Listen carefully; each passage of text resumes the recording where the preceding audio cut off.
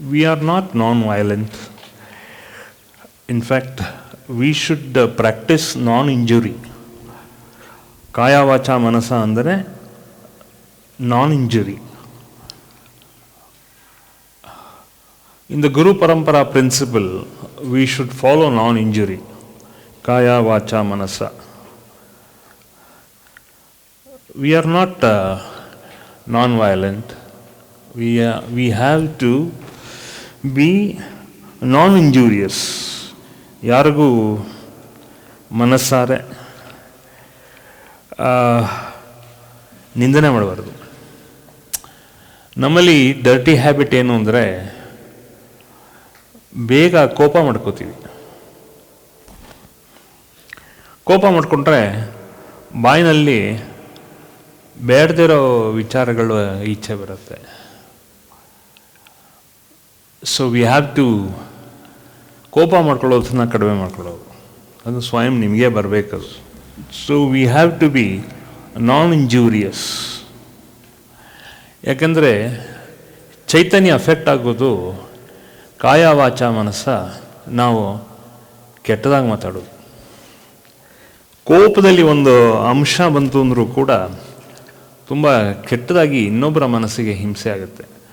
ದೇಹಕ್ಕೆ ನಾವು ಯಾವಾಗಲೂ ಹಿಂಸೆ ಮಾಡಲ್ಲ, ಇನ್ನೊಬ್ಬರ ಮನಸ್ಸನ್ನು ನೋಯಿಸ್ತೀವಿ.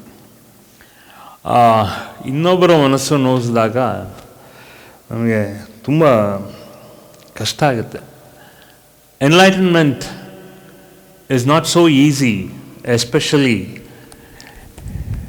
when you don't understand ahimsa, non-injury to other human beings. ಇನ್ನೊಬ್ಬರ ಮನಸ್ಸನ್ನು ನೋಯಿಸಬಾರ್ದು. ನಿಮಗಾಗಿರ್ಬೋದು ರೀ 20,000, ನಿಮ್ಮ ಮನಸ್ಸನ್ನು 20 ಅಲ್ಲ 10 ಲಕ್ಷ ಜನ ನಿಮಗೆ ಮನಸ್ಸನ್ನು ನೋಯಿಸಿರ್ಬೋದು. ಬಟ್ 10 ಲಕ್ಷ ಜನ ನಿಮ್ಮ ಮನಸ್ಸನ್ನು ನೋಯಿಸಿದಾಗ ನೀವು ಅಟ್ಲೀಸ್ಟ್ ಮನಸ್ಸಿಗೆ ವ್ಯಸನ ಮಾಡ್ಕೊಂಡಾಗ ಏನಾಗುತ್ತೆ ಅಂದರೆ ನೀವು ಕೋಪ ಮಾಡ್ಕೋತೀರ. ಕೋಪ ಮಾಡ್ಕೊಂಡಾಗ ಏನಾಗುತ್ತೆ, you are actually inciting injury to other people in the heart, in the mind. ಅದೇ ಮುಖ್ಯ. We should not even cause injury to the heart and the mind. I see so many people, ನನ್ನ ಸುತ್ತಮುತ್ತ ಇರೋರೇ ನೋಡಿದ್ದೀನಿ ನಾನು. ಇವರೆಲ್ಲ ಏನು ಅಂದರೆ shed cases. So don't play with your consciousness. ನಿಮ್ಮ ಚೈತನ್ಯದ ಜೊತೆಗೆ ನಕಾರಾತ್ಮಕದ ಸರಸ ಬೇಡ. Don't play with your consciousness. If you are not okay, that means kaya vacha manasa, you are affected, your chaitanya will be affected. So please see to it that kaya vacha manasa ಯಾರಿಗೂ ಹಿಂಸೆ ಕೊಡಬೇಡಿ. You don't have the power like what I have. Absolutely no. But you should understand, these things are kept in my Guru's hands. My Guru holds all of us in her hands. And we always believe, and I believe in all of you, we say, you should surrender at the lotus feet of your Guru. ನಾವು ಯಾಕೆ ದೇವರ ಪಾದಕ್ಕೆ ಶರಣಾಗತಿ ಆಗೋದು? ಹಾಗೇನೆ ಆ ಶರಣಾಗತಿ ಭಾವನೆಯಲ್ಲಿ ಇದ್ರೇನೆ ನಮಗೆ ಈ ರೀತಿ ಚೈತನ್ಯನ ಧರ್ಮದಿಂದ ನಾವು ನೋಡಬೇಕು. ನಮ್ಮ ಚೈತನ್ಯನ ಧರ್ಮದಿಂದ ನೋಡಬೇಕು. ನಮ್ಮ ಚೈತನ್ಯದಿಂದ ರೀತಿ ನೀತಿ ಧರ್ಮದಿಂದ ನೋಡಬೇಕು. ಇಲ್ಲ ಅಂದರೆ ಬರೀ ಕರ್ಮದಲ್ಲಿ ನಾವಿರ್ತೀವಿ. We should see ourselves and we should view ourselves with dharma. We should never ever view ourselves in all that karma, prarabdha karma. The moment if you allow your prarabdha to work on you, then what happens? You will go disarray. ಅಂದರೆ ನಿಮ್ಮ ಮನಸ್ಸು, ನಿಮ್ಮ ವಾಕು, ನಿಮ್ಮ ಇರುವಿಕೆ, ನಿಮ್ಮ ಚೈತನ್ಯ ಹಾಳಾಗಕ್ಕೆ ಶುರು ಆಗುತ್ತೆ. ಆಗೇನಾಗುತ್ತೆ? I'll ಪೈಲಂಗ್ ಆಡಬೇಕು ಅಂತ ಆಗುತ್ತೆ. ನೀವು ನಿಮ್ಮ ಹಿಡಿತಕ್ಕಿರ್ಬೇಕಾದ್ರೆ ಏನೋ ನಿಮ್ಮ ಕಾಯ ವಾಚ ಮನಸ್ಸ ನಿಮ್ಮ ಹಿಡಿತದಲ್ಲಿ ಇಟ್ಕೋಬೇಕು. ನೀವು ಅದನ್ನು ಹಿಡಿತಾ ಇಲ್ಲದೆ how can you say I want enlightenment? Tell me, what authority do you have to ask for enlightenment? ಕಾಯ ವಾಚ ಮನಸ್ಸ ಶುದ್ಧ ಇರಬೇಕು. ಏನು ಶುದ್ಧ ಇರಬೇಕು? You have to understand the existence of your Chaitanya. You should understand your consciousness through your speech, through your action, and then you will go to that soul level. ಚೈತನ್ಯದ ಮಟ್ಟಕ್ಕೆ ನೀ ಹೋಗಿ ಮುಟ್ಟಕ್ಕೆ ಪ್ರಾರಂಭ ಆಗ್ತೀರ. ಸೊ ಏನು ಮಾಡಬೇಕು ಅಂದಾಗ, ಯಾರೇ ಹಿಂಸೆ ಕೊಡ್ತಾ ಇದ್ದರು ದೇವರ ಪಾದಕ್ಕೆ ಮನಸಾರೆ ಹಾಕ್ಬಿಡಿ ಅವ್ರನ್ನ. ನಿಮಗೆ ನಂಬಿಕೆ ಇಲ್ಲ. ಯಾರು ನಂಬಿಕೆ ಇಲ್ಲ? ಯಾಕಂದರೆ ದೇವರು ನೋಡಿಲ್ಲ ನೀವು. You have not understood the essence of God. You have not understood how God looks. Wherein proudly I can say with my Guru's permission, I have seen God. Okay? ದೇವರ ದರ್ಶನ ಆದಮೇಲೆ ಹುಳಕೆ ಪಳಕೆ ಮನುಷ್ಯರು ಏನು ಯಾತಕ್ಕೆ? ಎನ್ಲೈಟನ್ಮೆಂಟ್ ಆಗಬೇಕಾದ್ರೆ ಕಾಯ ವಾಚ ಮನಸ್ಸ, you should understand what is the quality of God. You should understand. That is the extent what God is. That's why I keep telling, ದಯವಿಟ್ಟು ಜಾತಿ ನೋಡಬೇಡಿ, ದಯವಿಟ್ಟು ನಿಮ್ಮ ಕರ್ಮ ನೋಡಬೇಡಿ, ಧರ್ಮ ಏನು ಅನ್ನೋದನ್ನು ವಿಚಾರಣೆ ಮಾಡಿ. You understand what is the dharma. Okay? Upanishad ಹೇಳುತ್ತೆ ಅಂಗುಷ್ಟ ಮಾತ್ರ ಪುರುಷ ಅಂತ ಹೇಳುತ್ತೆ. ಹೆಬ್ಬೆರಳಂಗೇನೆ ಇದೆ. ನಮ್ಮ ಆತ್ಮದ ಜೊತೆ ಇರೋತಕ್ಕಂಥ ಪಂಚಕೋಶಗಳು ಇಷ್ಟೇ ಇದೆ. ಹೆಬ್ಬೆರಳಷ್ಟೇನೆ ಇದೆ. ಇದು ಅಷ್ಟರಲ್ಲೇ ಇದೆ. ಅಷ್ಟರಲ್ಲಿದ್ದಾಗ ನಾವು ಹೇಗೆ ನೋಡೋಕ್ಕೆ ಸಾಧ್ಯ? ನಾವು how can you see God? Yes. ಅದಕ್ಕೆ ಕಾಯ ವಾಚ ಮನಸ್ಸ, ಅಂಗುಷ್ಟ ಮಾತ್ರ ಪುರುಷ ಅಂದರೆ ಇದರಲ್ಲೇನೆ ಚೈತನ್ಯ ಇದೆ. Everything is there in the ಚೈತನ್ಯ. ಈ ನಮ್ಮ ಹೆಬ್ಬೆರಳದ ಅಷ್ಟೇನೇ ಇರುತ್ತೆ. ಇಷ್ಟರೊಳಗಡೆ ಚೈತನ್ಯ. This is all the thumb size is what our Chaitanya is. In that thumb size, there is all the Panchakoshas, all the nerve nodal points, everything. Your nadi is in the right thumb.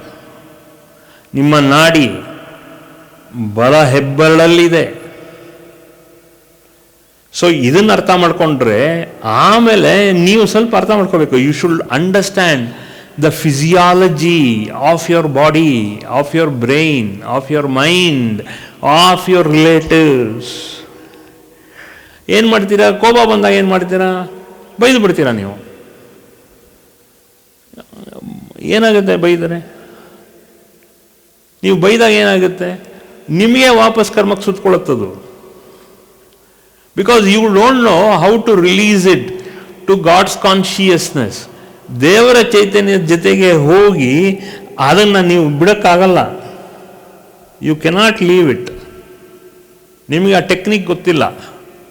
ಸಾಧನೆ ಮಾಡ್ತಾ ಇದ್ದರೆ ಸ್ವಲ್ಪ ಸ್ವಲ್ಪ ಬೈಯುತ್ತೆ. ಆಗ ಏನಾಗುತ್ತೆ, ನಿಮ್ಮ ಮನಸ್ಸಿನಲ್ಲಿ ಇರೋತಕ್ಕಂಥ ಕಹಿ ಬೈಗ್ಲ ಅದೆಲ್ಲ ಸಮಾಧಾನಕ್ಕೆ ಬರುತ್ತೆ. ಆಗ ನಿಮ್ಮ ಕರ್ಮ ನಿಮಗೆ ವಾಪಸ್ಸು ಹಿಂತಿರುಗೋಲ್ಲ.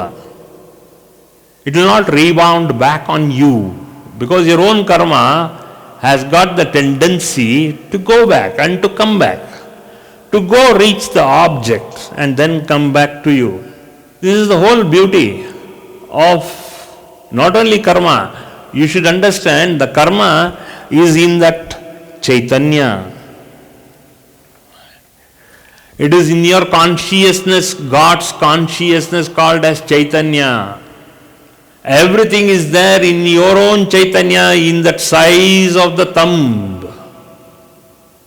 ಇನ್ನು ಮಿಕ್ಕಿದ 4 ಬೆರಳು ಬಿಟ್ಬಿಡಿ, ಈ ಬೆರಳು ತಗೊಳ್ಳಿ. Without the thumb you cannot grip anything. Your own chaitanya is in this grip, the grip called as the thumb. Without this thumb you cannot grip anything. Grip ಮಾಡೋಕ್ಕಾಗೋದೇ ಇಲ್ಲ. Your whole life you cannot grip anything. ಇದು ಹಿಡ್ಕೊಳ್ಳೋದು ಯಾಕಂದರೆ ಬಿಗಿ ಹಿಡಿಯೋಕ್ಕೆ, direction ತೋರ್ಸೋಕ್ಕೆ, ಎಲ್ಲದಕ್ಕೂ. Without the thumb you cannot work fully. Even 90% you cannot work. This is what it is. So first you should understand how it works. The Upanishad, Nimishopanishad says very clearly,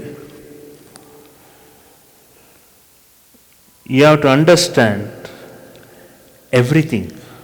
So why you are suffering today? Because your Chaitanya is being affected. There is always a rebound theory. You are bound to one direction. GPS ಹಾಕೋತೀರಾ, GPS ಹಾಕೊಂಡಾಗ ಎಲ್ಲೋ ಡೈರೆಕ್ಷನ್ಗೆ ಹೋಗ್ತೀರಾ ನೀವು. ಅದ ನಿಮಗೆ road ಗೊತ್ತಿಲ್ಲ ಅಂದರೆ ಹಿಂಗೆ ಹೋದರೆ ಹಿಂಗೆ ಹೋದೆ ಅಂತ you cannot explain to some other person. But just say put on to your GPS and you can go.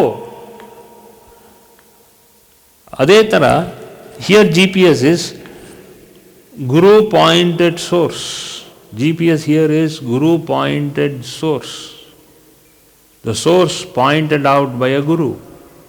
That's what your consciousness is. Nim Chaitanya is absolutely directed only by a Guru. It cannot be. ಇಲ್ಲಾಂದ್ರೆ ಏನಾಗುತ್ತೆ, ಕೋಪ ತಾಪಕ್ಕೆ ಒಳಗಾಗ್ತೀರಾ ನೀವು. ಕೋಪ ತಾಪ ಒಳಗಾಯಿತು ಅಂದರೆ ನಿಮಗೆ ಕರ್ಮ. Don't come ಅಂಟ್ ದ ಇನ್ಫ್ಲೂಯೆನ್ಸ್ ಆಫ್ ಕರ್ಮ ಎಟ್ ಆಲ್. ಸಾಕು, ನೀವು ಇಷ್ಟೆಲ್ಲ ಕರ್ಮ ಅನುಭವಿಸಿರೋರು ಸಾಕು. ಐ ಥಿಂಕ್ ಯು ಹ್ಯಾವ್ ಇನ್ನೂ 4 ಜನ್ಮ ಆಗೋ ಅಷ್ಟು ಕರ್ಮ ಇದೆ ನಿಮ್ಮಲ್ಲಿ. ಅದಕ್ಕೆ ಹೇಳೋದು ಎಲ್ಲ ನಿಮಿಷಾಂಬಾ ಚರಣಾರ್ಪಣ ಮಸ್ತು. ಏನೇ ಕೆಲಸ ಮಾಡಿದ್ರು ನಿಮಿಷಾಂಬಾ ಚರಣಾರ್ಪಣ ಮಸ್ತು. When you have this attitude ಏನಾಗುತ್ತೆ, ಏನೂ ಆಗಲ್ಲ. You can be free. Confidence ಯಾವಾಗ ಬರುತ್ತೆ? You should have grip over your confidence. ನಿಮ್ಮ ಇಚ್ಛಾಶಕ್ತಿ, ಜ್ಞಾನಶಕ್ತಿ ಜೋರಾಗಿದ್ದರೆ, when you understand the power of your soul, ಕ್ರಮೇಣ ನಿಮಗೆ ಇಚ್ಛಾಶಕ್ತಿ, the power to will, the power of will power, or will power ಅಲ್ಲ, ದ ಪವರ್ ಟು ವಿಲ್. ನಾನೀಗ ಬಾಗಿಲು ತೆಗಿಬೇಕು, ನಾನು ಹೊರಗಡೆ ಹೋಗಬೇಕು, ಎಲ್ಲಿಗೆ ಬರಬೇಕು, ಎತ್ತಕ್ಕೋ ಹೊರಗಡೆ ಹೋಗಬೇಕು ನಿಮಗಿದೆ. ಸೊ ಹೊರಗಡೆ ಬೇಕಾದ್ರೆ ಬಾಗಿಲು ತೆಗಿಬೇಕು, ಅದು ಹೋಗಾದ್ಮೇಲೆ ಡೈರೆಕ್ಷನ್ಗೆ ಹೋಗಬೇಕು, ಚಪ್ಪಲಿ ಹಾಕೋಬೇಕು, ಹೊರಗಡೆ ಹೋಗಬೇಕು. ಅದೆಲ್ಲ ನಿಮಗೆ ಸ್ವಯಂ ಬರುತ್ತೆ. ಯು ನೋ ದಟ್ ಮೀನ್ಸ್ ನಿಮ್ಮ ಇಚ್ಛಾಶಕ್ತಿ ಜೋರು ಮಾಡ್ಕೋಬೇಕು. ಅದಾದಮೇಲೆ next why you have to go. ಬಾಗಿಲು ತೆಗೆದಾಯ್ತು, ಅದಕ್ಕಾಗಿ ಹೋಗ್ಬೇಕು ನೀವು. Why do you want to go? ಅದಕ್ಕೇನೇನು ವ್ಯವಸ್ಥೆ, ಅಲ್ಲಿಂದ ಇಲ್ಲಿಗೆ ಹೋಗಬೇಕಲ್ಲ, ಅಲ್ಲಿಗೆಲ್ಲ ವ್ಯವಸ್ಥೆ ಮಾಡ್ಕೋಬೇಕಲ್ಲ. ನನಗೊಂದು ವೆಹಿಕಲ್ ಬೇಕು, ನಾನೊಂದು ವೆಹಿಕಲ್ನ ಒಂದು ಕ್ಯಾಬನ್ನ ಕಾಲ್ ಮಾಡಬೇಕು, ಅಥವಾ ಇನ್ನೊಬ್ಬರು ಆ ಕಡೆ ಬರ್ತಿದ್ದಾರೆ, ಅವ್ರ ಜೊತೆಗೆ ನಾನು ಹಿಂಬರಿಸ್ಬೇಕು, ಅವ್ರ ಜೊತೆಗೆ ಹಿಂಬಾಲಿಸ್ಬೇಕು. You know all that, and that is jnanashakti. For more satsangs from Sri Sri Nimishananda Guruji, subscribe to this channel. Click the bell button below to get notifications. Like and share the video and spread the divine message.